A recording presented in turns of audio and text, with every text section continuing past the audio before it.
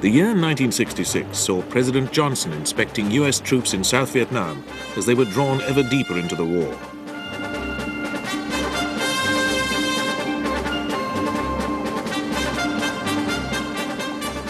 Prime Minister Hendrik Verwoerd of South Africa, one of the creators of apartheid, is buried after being stabbed to death.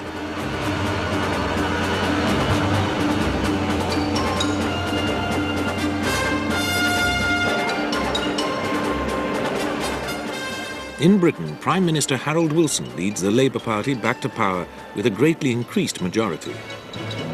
Storm clouds soon gather over the economy.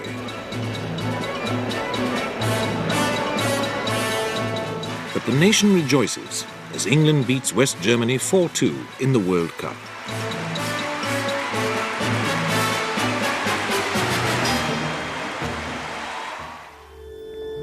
A few weeks later, on the 31st of August, there was a funeral in West London. 3 policemen were being buried after being shot down in cold blood.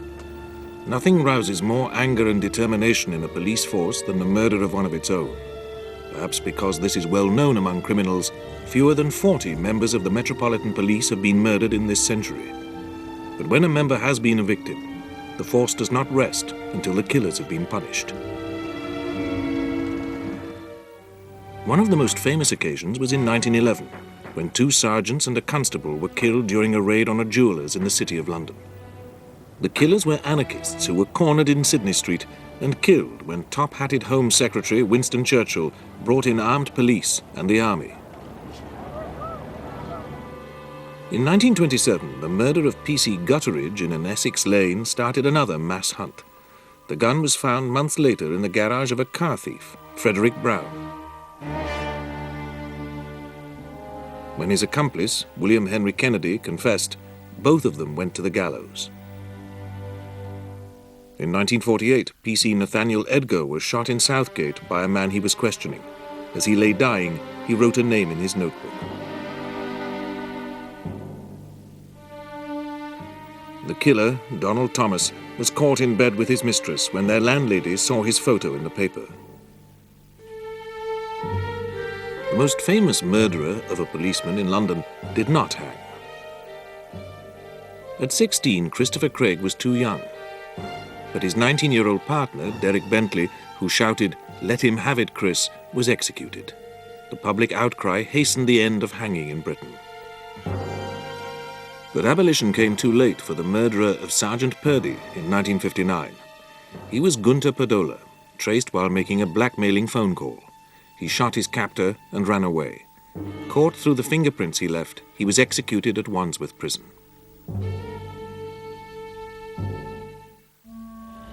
It was 7 years later when Britain's biggest ever manhunt began after the 3 policemen had been shot down in Shepherd's Bush. They were part of a team that had just been released after a long inquiry into a murderer of local prostitutes, nicknamed Jack the Stripper.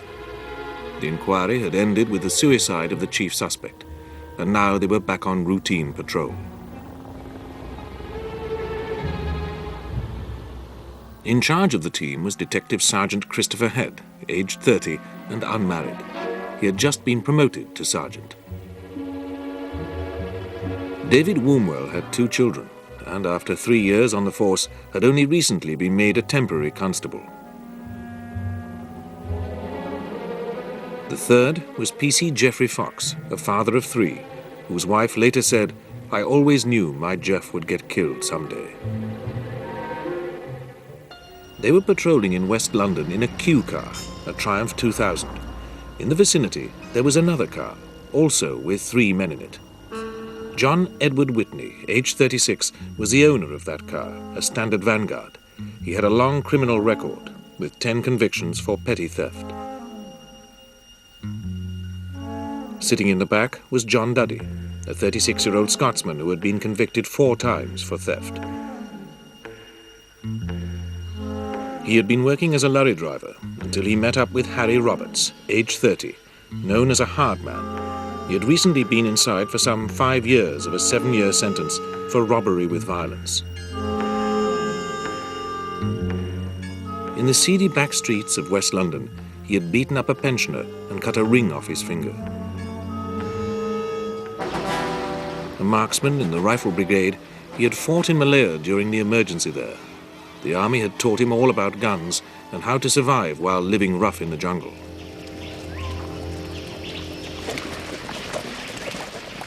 Margaret, his wife, had told the police about his crimes when he had roughed her up after she refused to go on the streets for him. He had vowed revenge on her. Wormwood Scrubs in West London, near Shepherd's Bush, is where he had been imprisoned before being transferred to Horfield Prison in Bristol. There he was allowed to live in a hostel and go out bricklaying. He continued with this job when he was released, but got into debt and hurriedly left Bristol for London. There he quickly fell in with old friends from prison and met new friends who were ready for some easy money. Among them was John Witney. They teamed up to steal metal and lead.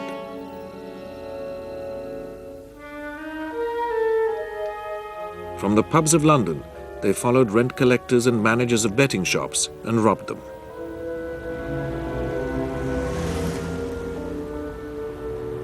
John Duddy soon joined them, sporting a tattoo on his arm of a skull with the words, "True to Death." Roberts insisted they always had guns with them, swearing he would shoot it out with the police rather than go to prison again.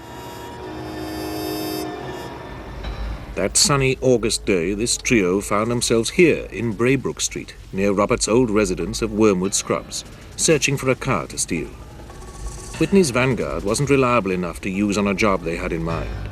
Witney was driving, Roberts was next to him, and between them they had a canvas bag with 3 guns in it.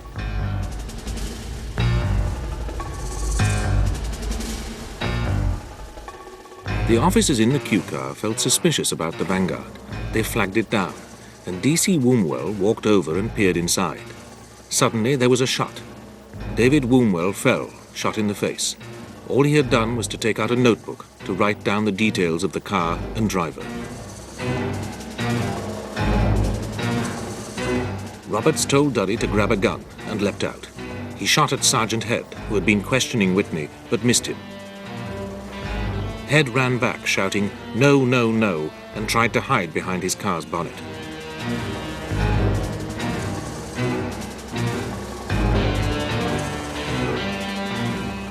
Robert shot him in the back, and he fell in front of the car.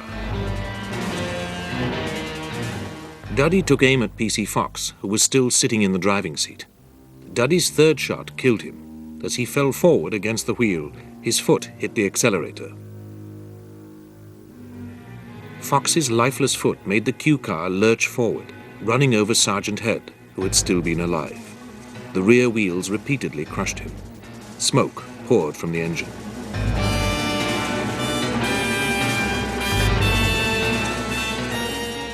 Witney, who had taken no part in the shooting, had got out to see what was happening.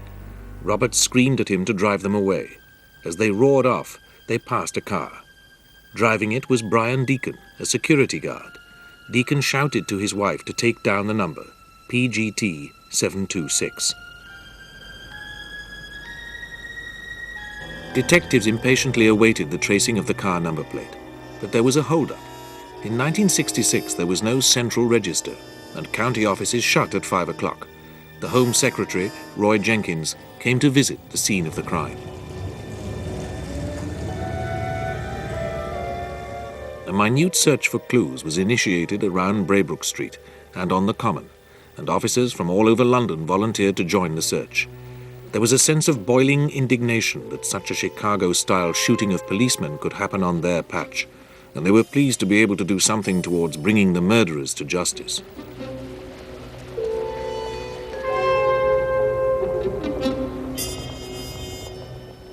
The car's ownership was finally tracked down to John Witney of Fernhead Road, Paddington. Detectives rushed to his basement flat. He told them that he had sold his car that day to a stranger in a pub for £15, and he had not been anywhere near Wormwood Scrubs. But his wife let on that he hadn't said anything to her about selling the car, and that he had been out all afternoon.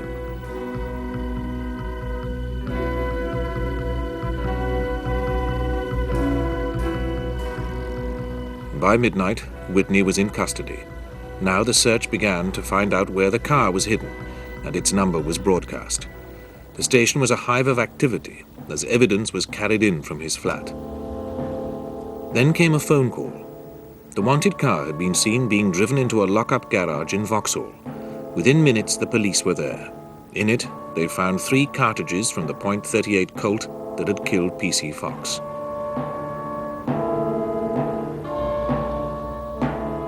As they towed away Witney's car to test it for fingerprints, he told them about Roberts and Duddy.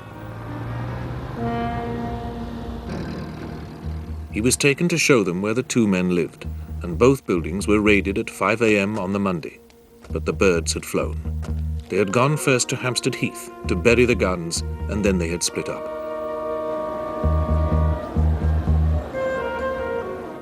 Duddy had gone home to Scotland, while Roberts had spent one night with his girlfriend, Lillian Perry, in a hotel in Bloomsbury, and then gone to buy camping equipment, including a sleeping bag.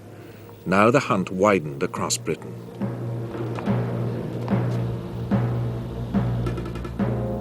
With one of the trio already charged with murder, and the other 2 identified, the police were confident that it would not be long before the pair were caught. There was a huge swell of public anger as press coverage followed every step of the hunt and reminded people of the callousness of the killings.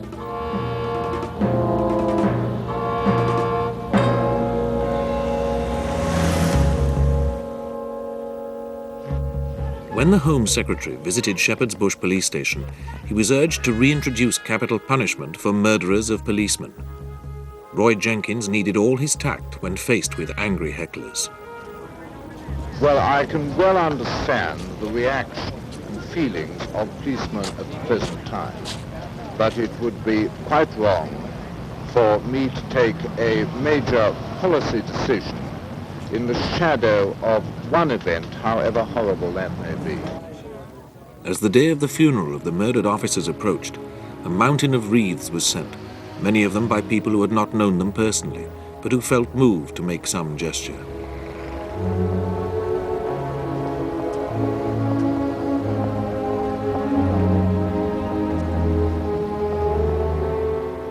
One was sent by the estranged wife of the fugitive Harry Roberts.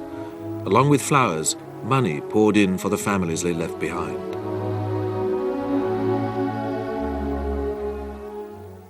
Determined to catch them without delay, the police decided to enlist the help of the public again. They issued detailed descriptions and warned that the men might be both armed and dangerous. The results were not long in coming, and on Tuesday they arrested Duddy. They found him in bed in a Glasgow tenement in the Colton district. He gave in calmly, and by that evening he was on his way back to London.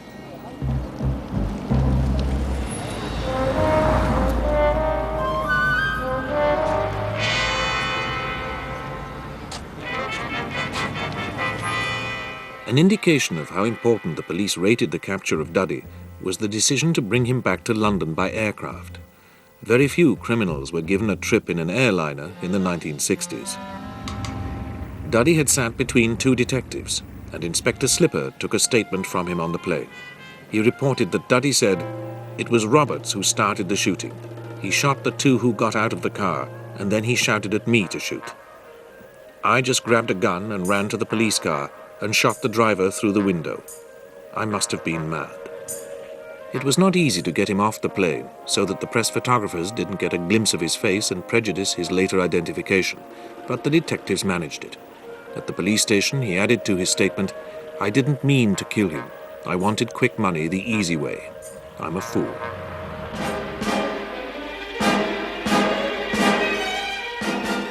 But Harry Roberts was still missing. He had gone by bus with Lillian Perry to the edge of Epping Forest, and there tenderly kissed her goodbye. She told the police all she knew, and they were sure he must have gone to ground in Epping Forest. At dawn on Thursday, the 18th of August, there began the biggest manhunt in British criminal history. 500 policemen began searching the 6,000 acres of Epping Forest, backed up by dogs and tear gas.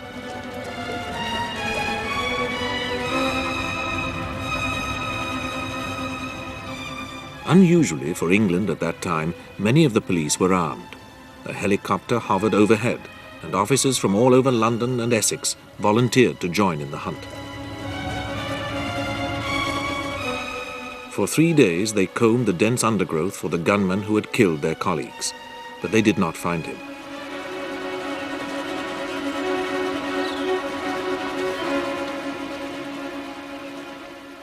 The men directing the pursuit were soon convinced that he was not hiding in Epping Forest after all, so they withdrew the searches and widened the net.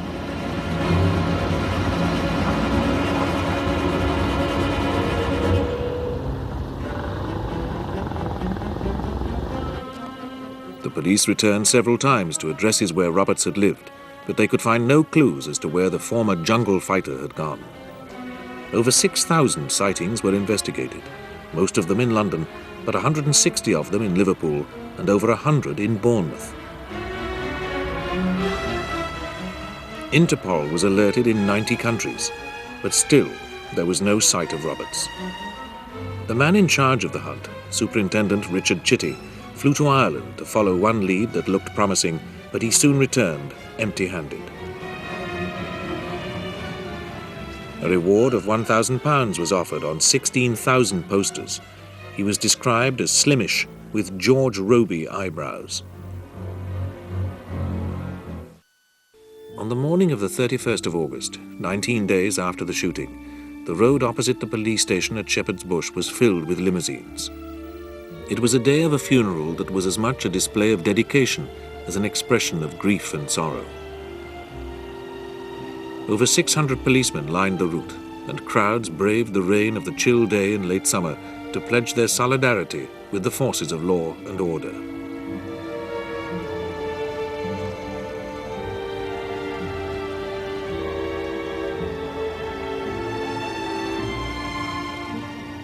As the procession wound its way through the streets of West London, a single piper played a lament in the courtyard at Scotland Yard.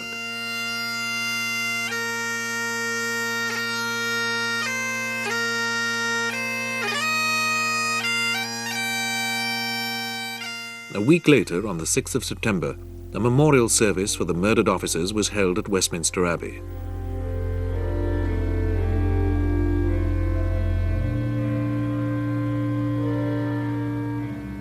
The Prime Minister Harold Wilson attended, and so did most other leading politicians of the day, along with members of Parliament and the judiciary.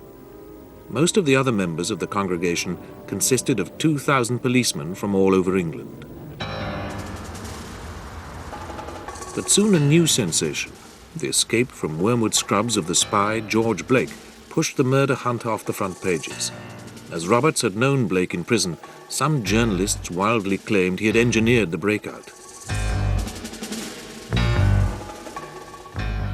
As weeks passed without Roberts' capture, the police agreed at the committal proceedings that the trial of the other two men should start on the 14th of November without him in the dock.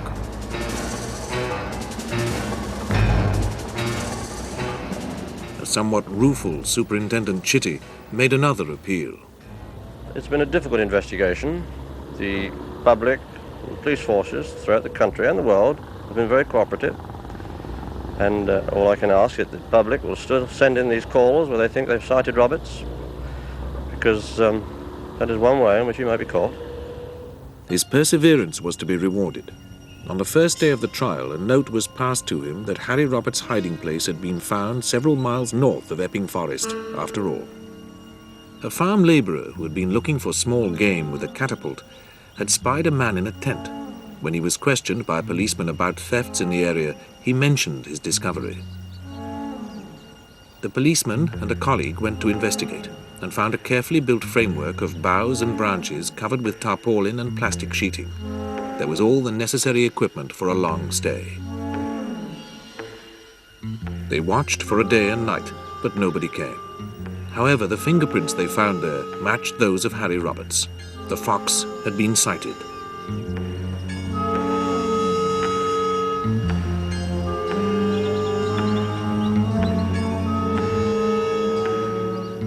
A huge new search started for him in Thorley Wood, where his camp had been found. It was surrounded by policemen, many of them armed, and all of them confident.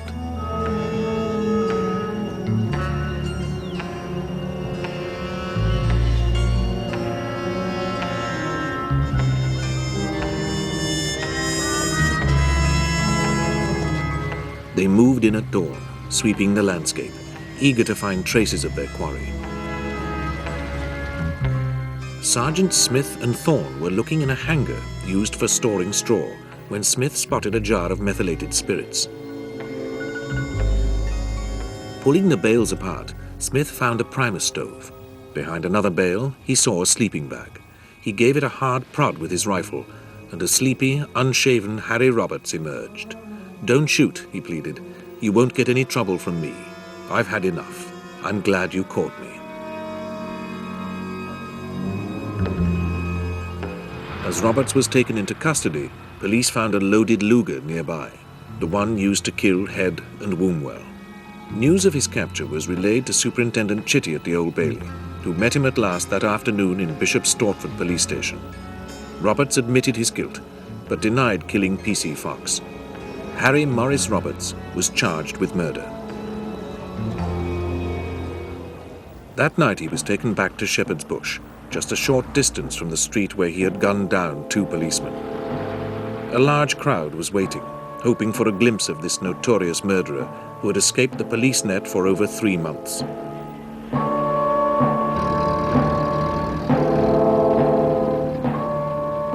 His mother came to see him, and at first failed to recognize him, all hairy and unkempt. She asked if the police had harmed him. "No," he replied, perhaps with sarcasm. "They have been the essence of kindness."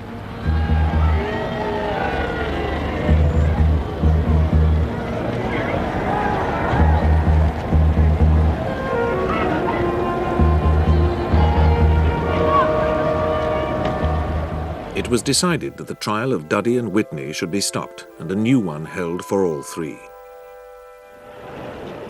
At that trial, which began on the 6th of December, Roberts pleaded guilty to the murders of 2 of the policemen. Witney and Duddy pleaded not guilty. But all 3 were quickly convicted of what Mr. Justice Glyn Jones called the most heinous crime committed in this country for more than a generation. The murderers of Sergeant Christopher Head and Constables David Wombwell and Geoffrey Fox received 30-year sentences.